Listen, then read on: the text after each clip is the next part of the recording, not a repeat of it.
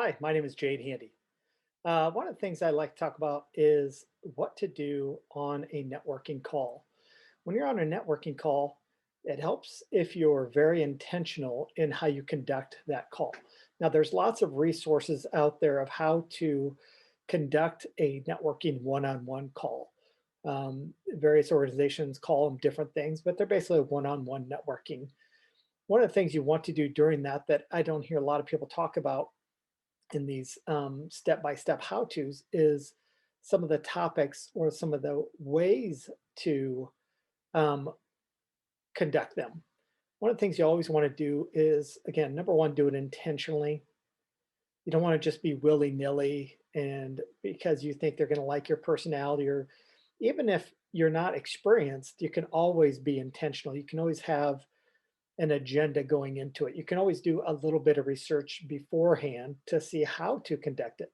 Everybody has access to Google nowadays. There's virtually no excuse for not doing a little bit of research before you do each and everything you do along your marketing path, because it is in this essence a job, it's a career, and you want to become the best at it. The other thing is how to do it. And one of the best tools is to always share something of value that isn't about yourself. For example, in one of the other videos I did, I talked about always have something new and exciting to talk about. That's about you. That's making it about you. One of the things I would do is always have something you can share that would add value to the person you're talking to. It could be any number of things. Value is a lot of things. Another really simple thing that you can do to add value that doesn't point back to you is have other networking opportunities ready to talk about. I remember when I used to do in-person networking events, and there was a couple people that always had a list of other networking opportunities around town. Now there's who knows how many different networking opportunities online. Have a list of the other networking opportunities that you're taking advantage of. That's a value to them because then they don't have to search the internet. They don't have to go looking themselves, and that takes time and resources. Just spoon feed them other networking opportunities. If they're networking with you, the chances of them wanting to network opportunity somewhere, take advantage of a networking opportunity somewhere else is pretty darn good.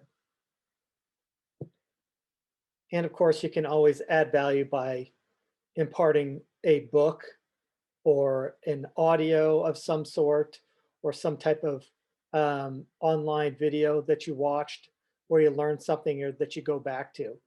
Often in these recordings, you'll hear me talk about things, the books that I'm reading and the ideas and where I get them from. Again, it's all about adding value. So next time you're holding a one-on-one with a prospect or a customer or a networking partner that you just met, um, make sure that you're not just bringing yourself to the table, but value for the other person, regardless of whether they choose to do business with you. Again, thanks again for watching. Comment below. I'd love to get your feedback, and this is how I learn as well.